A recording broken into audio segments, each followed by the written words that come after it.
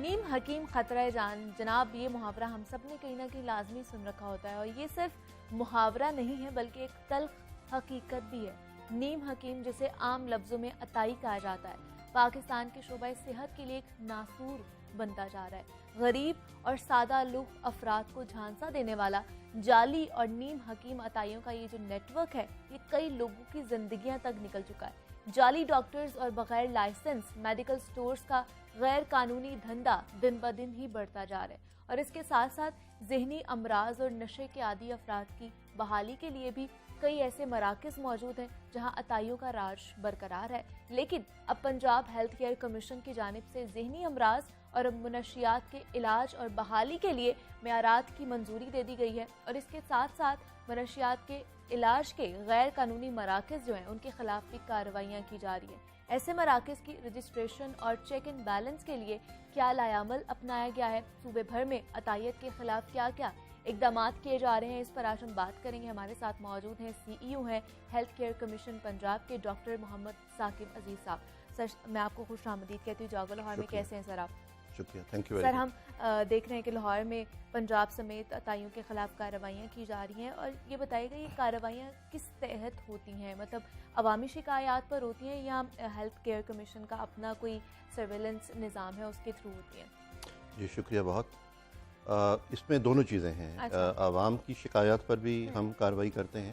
اس کے علاوہ ہمارے پاس ایک سینسس ہم نے کروایا تھا 2014-15 میں، اور وہ ایک ڈیٹا ہمارے پاس موجود ہے، اور اس ڈیٹا کے مطابق ہم ہر ہفتے ایک اپنا پلان بناتے ہیں، اور پورے پنجاب میں ہماری جو ٹیمیں ہیں وہ جاتی ہیں اور عطائیت کے خلاف ہماری کارروائیاں ہوتی ہیں۔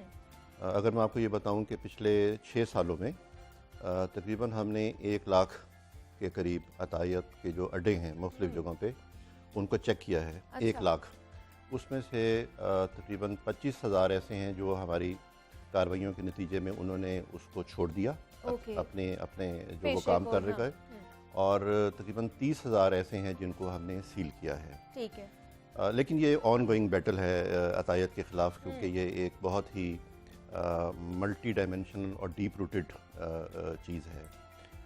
یہ جنگ ہماری ان کے خلاف جاری ہے، اور تقریباً ڈیلی بیسس پر۔ ایشو اس میں یہ ہے کہ یہ جو عطائی لوگ ہیں یہ فیس لیس ہیں، ان اے سینس کہ ایک ڈاکٹر ہے تو وہ آپ کو معلوم ہے کہ ڈاکٹر فلانا فلانا ہے، وہ اپنا نام تبدیل نہیں کر سکتا، اپنی رجسٹریشن تبدیل نہیں کر سکتا۔ عطائی جو ہے وہ اپنا نام بھی چینج کر لے گا، اپنا جو اس کا کلینک کا اس نے لگایا وہ بھی تبدیل کر لے گا، اس کی کوئی رجسٹریشن نہیں ہے۔ تو وہ جب ہم اس کو پکڑتے ہیں ایک جگہ پہ، اس کو ہم نے سیل کیا، تو وہ 2 دن کے بعد جا کے 2 گلیاں چھوڑ کے یا کسی اور محلے میں جا کسی اور نام سے وہ شروع کر لیتا ہے۔ تو یہ کافی کمپلیکس۔ تو سر اس کے لیے ایک مستند اور ایک اچھی پالیسی نہیں چاہیے یا پلان چاہیے ان کو پکڑنے کے لیے؟ پالیسی تو ایک، جس طرح میں نے آپ کو بتایا کہ گورنمنٹ نے یہ ادارہ جو بنایا ہے، لیکن جیسے میں نے کہا کہ یہ اس کی ایک جہت نہیں ہے، اس کی ڈفرینٹ ڈائمینشنز ہیں۔ میں آپ کو مثال دیتا ہوں کہ ایک تو وہ عطائی ہے جو آپ بازار میں جائیں اور آپ کو فٹ پاتھ پہ بیٹھے کان ناک گلے کے بیٹھے ہوئے ہیں اور وہ علاج کر رہے ہیں اس کو۔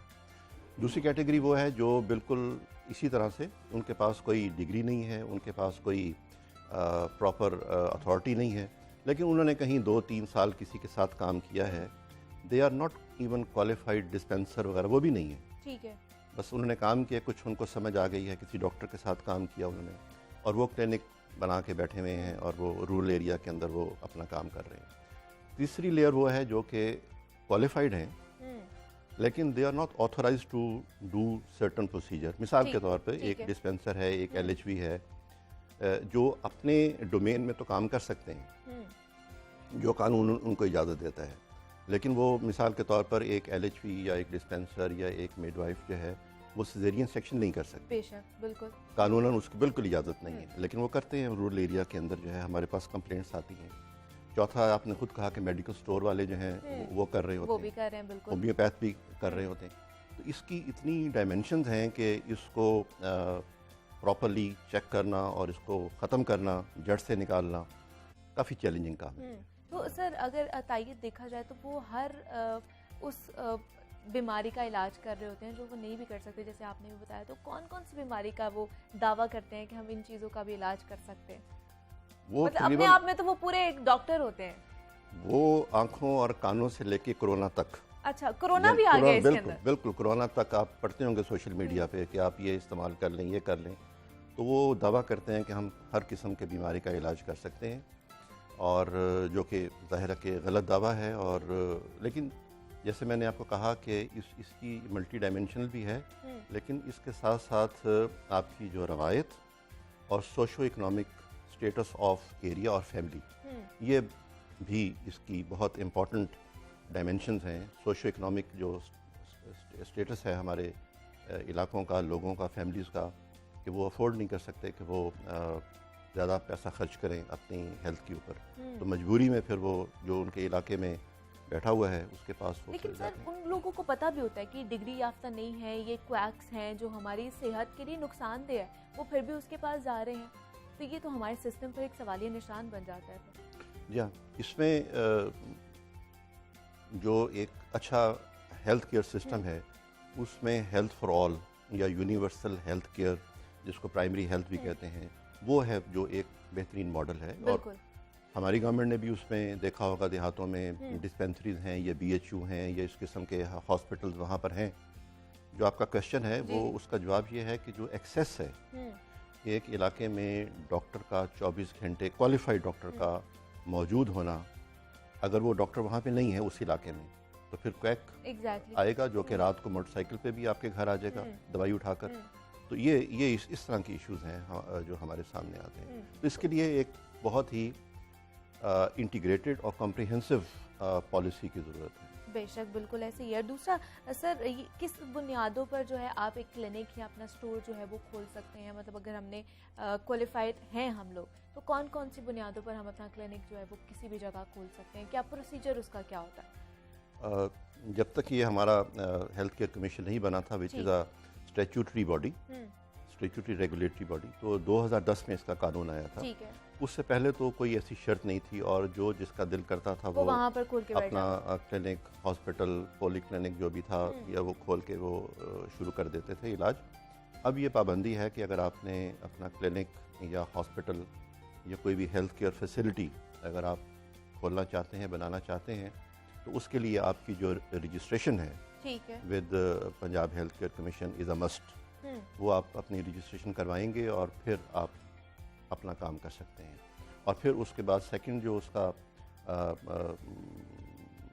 ہمارا جو پروسیجر ہے کہ وہ پھر اگر آپ ہماری جو منیمم سٹینڈرڈز ہیں ان کو کوالیفائی کرتے ہیں تو پھر ہم اس کو لائسنس بھی دیتے ہیں. لیکن بنیادی اس کا جو ہے رجسٹریشن ہے، رجسٹریشن کا پروسیس ہے وہ پورا کرنا ہوتا ہے. اور سر جب لوگ پکڑے جاتے ہیں تائیوں کی، جب آپ لوگ یہ خلاف کارروائیاں کرتے ہیں تو پھر اس کے بعد کیا قانونی کارروائی ہوتی ہے؟ کتنی دیر کی ان کو سزا مل سکتی ہے؟ جرمانے کتنے ہو سکتے ہیں ان لوگوں کو؟ جرمانے ہمارے جو اس کا قانون ہے جس کے اندر ہم کام کر رہے ہیں اس میں ویسے امپریزنمنٹ کی سزا نہیں ہے اس کے. اچھا.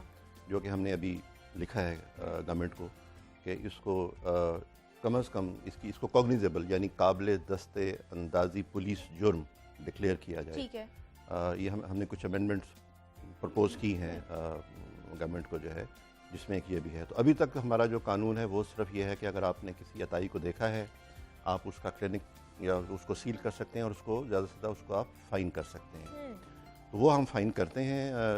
جیسے میں نے وہ کہا کہ ہم نے تقریباً 30,000 کو ہم نے سیل کیا ہے، لیکن ہمارا ہر جو آرڈر ہے وہ اپیلیبل ہے. ٹھیک ہے.